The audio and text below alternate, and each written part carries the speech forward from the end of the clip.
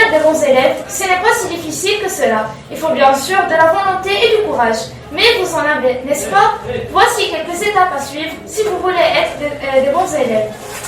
Quand un professeur donne un cours, prenez des notes. Et si vous ne comprenez pas quelque chose, levez la main et posez des questions.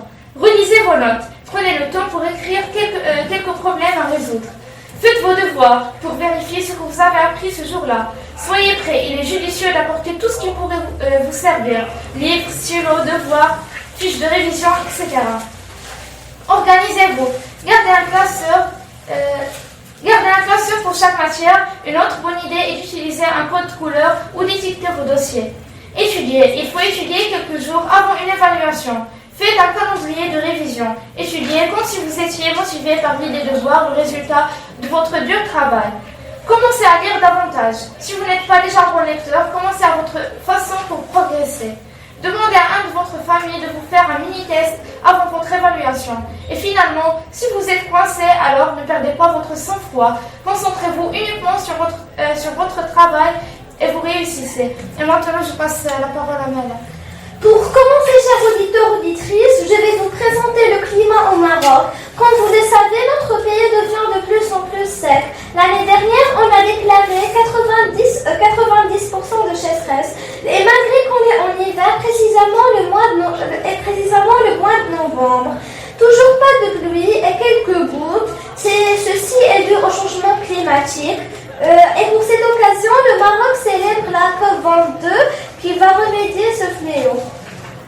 Au menu du jour, chers auditeurs auditrices, hier on avait de salade, de riz accompagné de boulettes de viande hachée et un fruit. Parlons du fruit, chaque saison se qualifie d'un fruit. En hiver, on trouve surtout les mandarines qui nous donnent de la vitamine C et qui nous protègent de la grippe. Aussi, il y a les grenades, les poires qui ne manquent pas de sels minéraux et de vitamines. Passons la parole à Manon. Alors, bonjour à toutes et à tous, chers auditeurs et auditrices. Après avoir entendu chacun de ces articles plus passionnants l'un que l'autre, intéressons-nous maintenant à notre cher pays. Mais aujourd'hui, je vais plus précisément vous parler du village intelligent. Tout d'abord, ce village en nom si spécial est situé à Daboeza, à 18 km au centre-ville, a été inauguré officiellement le 29 octobre 2001 par la princesse Laila. Ce terrain de 3 hectares a été mis en disposition par la maison royale. Il se compose de 11 maisons familiales qui peuvent accueillir jusqu'à 11 enfants. Le centre contient aussi un jardin d'enfants ouvert en mars. Il contient aussi une salle polyvalente et une autre salle d'éducation psychomotrique.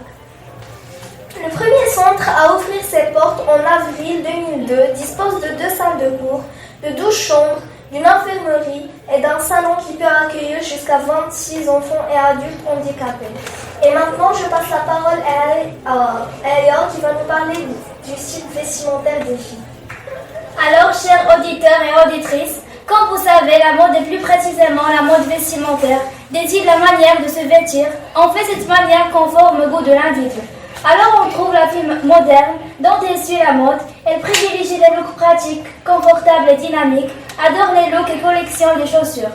Tandis qu'il y a la fille artistique ou bien créative, celle qui aime l'originalité. Elle porte des couleurs et motifs voyants et elle suit son propre style. D'autres filles sophistiques, c'est une fille qui suit la mode. Elle les marque alors que la qualité est primordiale pour elle. Pourtant, on trouve aussi la fille élégante et toujours classique et chic et qui reste fidèle à certaines coupes et certaines pièces. Il y a aussi la fille naturelle. Elle aime les looks féminins masculins, apprécie le confort de la côté pratique et porte des couleurs neutres et sobres. Et finalement, la fille sportswear est une fille sportive et dynamique, préfère toujours le confort, adore les baskets et les sacs à dos. Alors on passe la parole à mademoiselle Marwa qui va nous présenter quelques news sur l'école Alice. Alors tout d'abord au collège, la classe des 1 à C5 a visité hier l'école publique sur l'estrade pour planter des arbres. Quant à la première à C3, elle va visiter demain le théâtre nomade. Et comme vous le savez sûrement, jeudi après-midi auront lieu les contrôles en français et en anglais des premières AC. Alors, bon courage à tout le monde. Et maintenant, je passe l'antenne à Aya qui va encore une fois nous parler des news du lycée.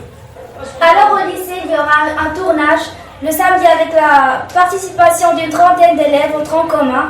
Et aussi pour le tronc commun C, le tronc commun D, ils ont visité l'exposition sur la peinture le lundi et ils vont y revisiter aujourd'hui. Merci, on passe la parole à Mel.